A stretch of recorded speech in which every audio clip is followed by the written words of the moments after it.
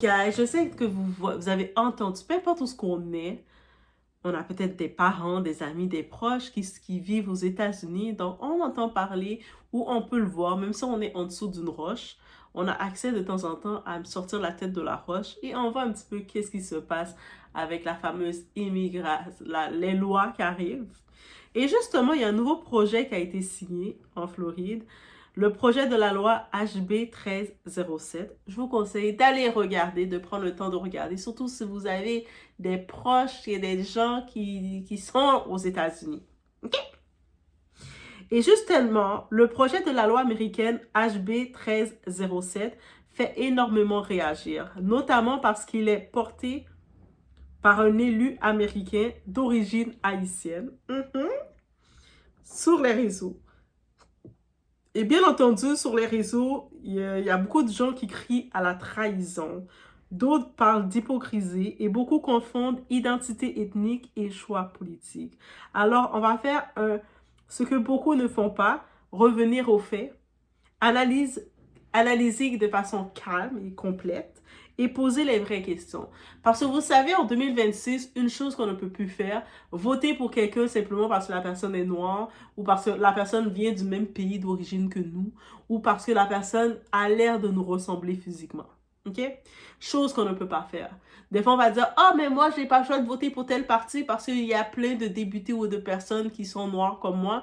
Ça ne veut pas dire qu'il est noir, qu'il a les mêmes intérêts que toi.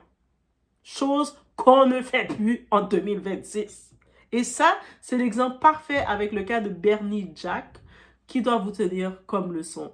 Les gens m'ont parlé maintenant de le traité de traite et de tout ça, mais traite pourquoi? Il défend son parti politique, il défend ses idéologiques. Ça ne change pas sa personne, il reste qui qu'il est. So, it's about everything. On utilise le discernement et l'analyse critique pour y aller sans perdre.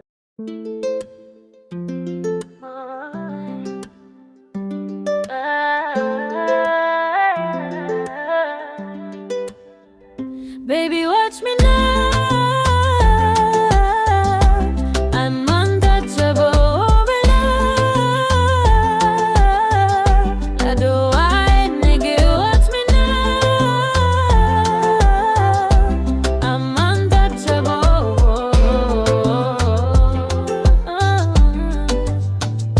Nazali motema ya pouvoir. Na besi monde lumière nan zoto na regard. C'est moi qui choisis qui moun ka vin bo côté. Bon Dieu ka guide moi. Pas ni rete. Nazali motema ya pouvoir. Moi c'est un flanc qui j'allais lever. Fais son stop, c'est que moi ka briller. Donc maintenant déjà, on va regarder ensemble qu'est-ce que le projet de la loi HB 1307. Vous allez aussi pouvoir aller le voir sur Internet, taper HB 1307, savoir c'est quoi. Le projet de la loi HB 1307 vise à renforcer les restrictions envers les personnes en situation irrégulière aux États-Unis, qui veut dire les sans-papiers, ceux qui n'ont plus de papiers, qui sont irréguliers. Parmi les mesures proposées, interdire l'accès à certaines aides liées à l'accession à la propriété. L'accession à la propriété. C'est-à-dire qu'il y a des aides qui venaient à des gens qui étaient dans des situations d'irrégularité, mais qu'ils avaient accès à les propriétés ou ce qui vont demeurer. Mais là, maintenant, si tu es en situation d'irrégularité, tu ne peux plus. Il y a beaucoup d'aides qui étaient offertes qui sont bloquées avec ce projet.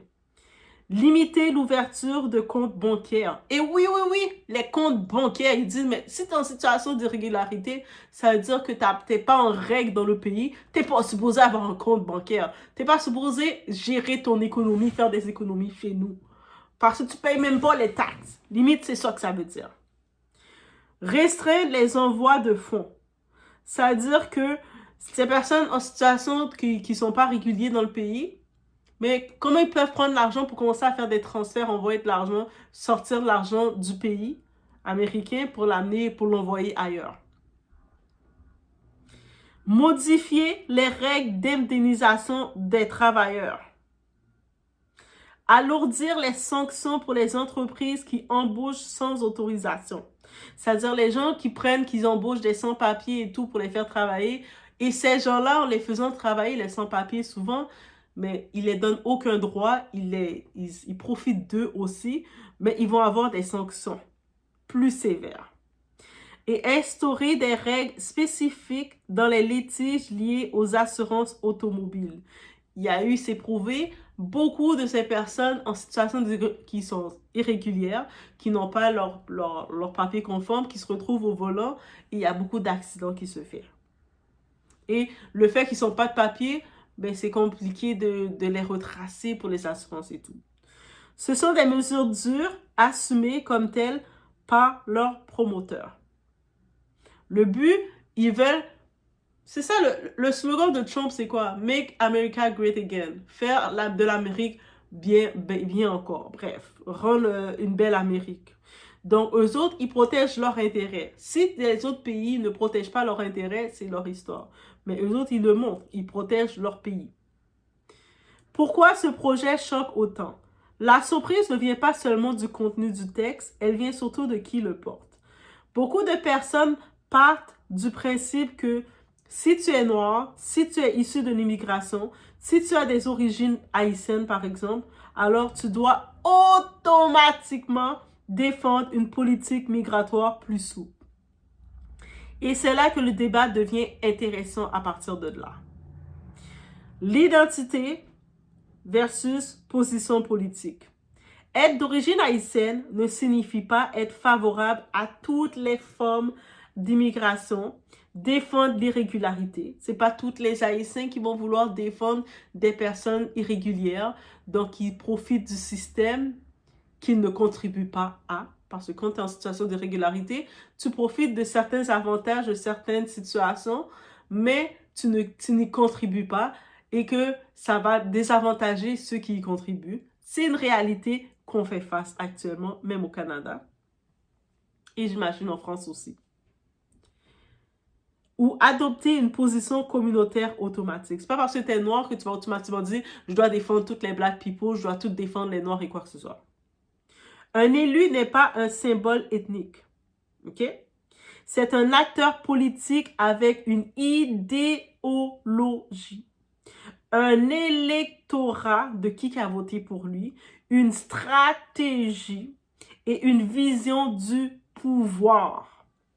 Penser le contraire, c'est réduire les individus à leur couleur ou à leur origine. Et on ne veut plus ça dans un système.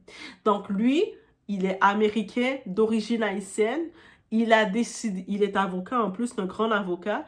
Il a décidé par la force des choses de défendre ses idées, ses idéologies. Il a son cercle, il a son électorat, les gens qui participent dans les actions qu'il fait. Il a sa stratégie aussi qui est mise en place. Il n'est pas identifié comme étant juste un enfant d'immigrant ou comme étant un immigrant ou identifié comme étant un haïtien et puis il doit aller manger du riz et puis mettre un bouquet sur sa tête every day pour le montrer.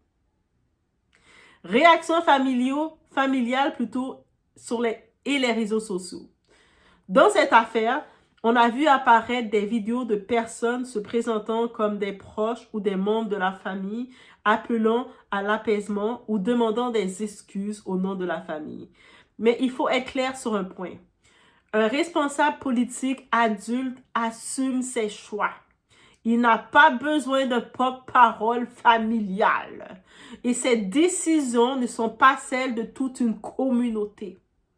Il ne vient pas à titre de dire « je représente ma famille, je représente mes cousins aventuriers, je représente telle personne ». Il se représente étant lui-même comme un adulte responsable et qui défend ses idéologies. Point barre. Ce que fait vraiment cet élu. Contrairement à ce que certains voudraient faire croire, cet élu ne fait pas du mal à son peuple. Il fait ce que font beaucoup d'élus. S'aligner avec une idéologie. Parler à un électorat précis. Défendre une vision de l'ordre, de la loi et de la responsabilité. On peut être contre cette loi. sans tomber dans l'attaque personnelle ni dans l'assignation identitaire. Arrêtez de vouloir faire ça. À cause que vous voyez quelqu'un de noir, que vous devez voir la personne qui doit être la représentante de toutes les noirs. On arrête ça en 2026. Le vrai problème ici, ce n'est pas seulement HB 1307. Le vrai problème, c'est cette idée dangereuse que si tu es noir ou issu de l'immigration, tu dois penser comme nous. Tu dois faire comme nous. Tu dois défendre ceux qui te ressemblent automatiquement et non ce que toi, tu es, qui tu es. C'est une forme de pression communautaire qui empêche tout débat honnête. On a le droit de critiquer une loi, de la combattre publiquement, de la dénoncer juridiquement, mais pas de nier l'autonomie intellectuelle d'un individu. Et on va se dire les vraies choses. Dans la plupart des communautés, surtout je regarde pour la communauté haïtienne, là, où ils sont là, ils voient le résultat du projet qu'elle a lancé, ils sont choqués. Oh my God! Oh my God! Mais je suis sûre, là, quand il fait des réunions de conseils, il invite la population pour ces réunions de débat, pour parler, pour donner, chacun doit donner leur point. Qu'est-ce que vous pensez? Parce que c'est des votes qui sont faits. Lui, c'est un député, c'est un élu. Donc, il fait des votes avec ses électorats. OK, vous pensez quoi? Chaque mois, chaque semaine, il fait des rencontres. Les gens peuvent se déplacer, venir. On voit pas beaucoup d'Haïtiens qui sont là, je suis certain. Ils n'ont pas le temps. Même aller voter, c'est dernières minutes qu'ils vont voter et la plupart vont juste voter. Ils vont aller voter soit libéral, soit le démocratique, juste pour faire beau parce qu'ils se disent, ça, il paraît que c'est un bon, ils nous aiment eux autres. Sans vraiment savoir qu'est-ce qu'ils disent. Mais quand vos députés, vos élus, ils sont en train de faire leur réunion, de faire leur vote pour chercher, pour voter des nouvelles lois, vous n'êtes pas là pour parler, pour aller vous présenter, aller vous asseoir, pendant qu'ils vont vous donner des petits cafés, des petits jus à boire. Si vous êtes chanceux, vous allez même boire de l'eau minérale. Ils vont donner des petits biscuits, des petites entrées. Vous allez vous asseoir et puis vous allez aller voter les lois avec eux. Vous n'êtes pas là. Donc, il se retrouve avec sa communauté d'électorat de ceux qui se déplacent et ceux qui vont appliquer ces projets-là. C'est-à-dire que lui, il doit se fier maintenant à son groupe qui le suit. Son groupe qui est actif avec lui. Si ça veut dire que toi, tu n'es pas là, tu ne te déplaces pas, mais tu veux par défaut qu'on parle pour toi, mais tu n'es pas actif quand c'est le moment de lever la main. Quand il dit, on a telle loi qui a été proposée, guys, la loi qui a été proposée, c'est ça, c'est tel projet qui vient d'être proposé, vous en pensez quoi? Le monde dans son groupe sont tous, ouais. Toi, tu n'es pas là, toi, tu es chez toi, en train de danser, en train de boire ton rhum, en train de faire n'importe quoi, en train de zigouiller ton ventre, en train de faire tout ce que tu dois faire. Mais après, t'es comme, moi, j'ai pas le temps de tout ça, j'ai pas le temps, moi, j'ai pas le temps. Quelques temps plus tard, quand t'entends, OK, voici les projets qui sont sortis. Moi, j'ai regardé mon parti, c'est ça que le monde veut. Le monde dit qu'il y a trop de, qu'est-ce que dans la loi veut dire? Il y a trop de gens qui sont en situation d'irrégularité, mais qui bénéficient d'argent, donc qui bénéficient d'argent que les personnes qui sont réguliers, qui payent leurs taxes, ils reçoivent moins, ils sont coupés dessus. Donc, ça veut dire que des gens qui payent leurs taxes, dans leur argent de taxes, on le prend pour donner à des gens irréguliers, et puis eux autres bénéficient de ça davantage pour leur propriété. C'est pas normal que quelqu'un était irrégulier dans un pays, mais tu as accès à ouvrir un compte bancaire. C'est de ça qu'ils se sont prêts. Son électorat, c'est de ça qu'ils se sont prêts. Et puis lui a reçu toutes les idées. Il les a toutes collées ensemble, il allait le déposer. Aussi simple que ça. Il écoute le groupe qui le suit. La plupart du temps, on va se le dire. Nous, les immigrants, c'est peut-être une généralité, mais c'est compliqué qu'on participe vraiment. Et quand on veut participer, c'est juste dans les posters. Le moment des grosses élections, on va regarder la photo du noir et la photo du blanc. Ah, il faut voter pour le noir parce qu'il est noir comme toi. Mais tu ne sais pas c'est quoi le projet de ce noir-là. Tu ne sais pas c'est quoi qu'il dit. Tu ne connais pas ses idéologies. Si on te demande c'est quoi qu'il pense. C'est quoi ses idéologies. C'est quoi les projets qu'il a déposés parce que les autres, les députés, c'est ça qu'ils font. Ils déposent plein de projets jusqu'à ce que le projet est approuvé, il va passer. Donc, je ne sais pas, mais il est noir. Bien bête comme ça. Non, 2026, on n'a pas le choix d'utiliser le discernement et de se dire, je ne vais pas voter, c'est pas parce que c'est un noir, c'est pas parce que c'est un haïtien que je vais voter pour lui en me disant qu'il va me défendre, qu'on a la même idéologie. Aussi simple que ça. Je vais par contre pouvoir dire, ah, ça c'est un tel. Ok, c'est nice, hein? C'est quoi ses plans? C'est quand sa prochaine assemblée? Eh oui, on parle pas des assemblées dans vos églises, aller donner l'argent à vos pasteurs. C'est quoi sa prochaine assemblée qu'il va faire avec ses électorats, qui va commencer et puis ils vont parler des projets. Là, tu te présentes, tu vas assister à ça et tu l'écoutes parler. Tu écoutes les gens autour qui l'encouragent, c'est quoi qu'ils proposent. On a telle idée qu'on veut. On veut créer un blocage. On veut pas que les personnes irrégulières, ils ouvrent des comptes bancaires. Les personnes irrégulières, ils ont plein de ci, plein de ça.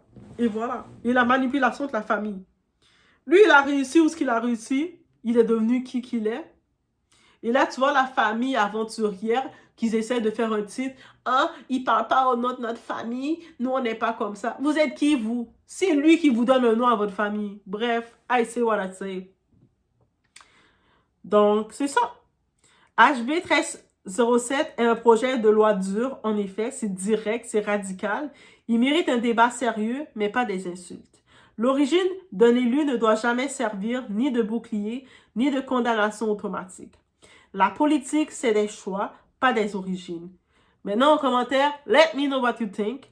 Peut-on s'opposer à une loi sans attaquer la personne? L'identité doit-elle dicter les positions politiques? C'est-à-dire que si je suis telle identité ethnique, mais je suis supposée aller dans le même sens que les gens de ma même communauté, et puis laisser tomber tout mon discernement et mes propres idées, mes propres valeurs. Cette vidéo repose sur des informations publiques, une analyse politique et une opinion personnelle dans le cadre du débat démocratique. Elle ne vise aucune communauté et ne constitue ni incitation à la haine, ni accusation personnelle.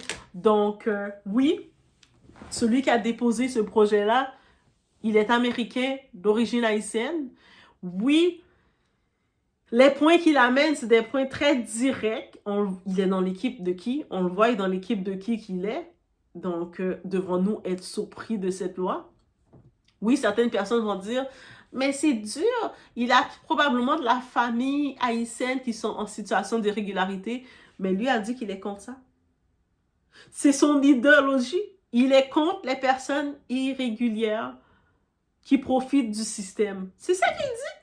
Donc, il y va selon ses idées. On ne peut pas maintenant le blâmer et réclamer qu'il doit défendre le drapeau haïtien. Il n'est pas en Haïti. Il est aux États-Unis, donc il défend son pays. C'est là qu'il a sa maison, il a sa vie. C'est là qu'il investit. Et c'est ça qu'il va défendre. C'est ça qu'il est appelé à défendre. Donc, pouvons-nous le blâmer réellement? Pouvons-nous lui demander des excuses? Le traiter de traite? Traite de quoi? So, c'était mon opinion, j'avais à dire sur ça. Je tenais à l'ajouter. Let me know, guys, what you think now. Et on se retrouve au prochain vidéo.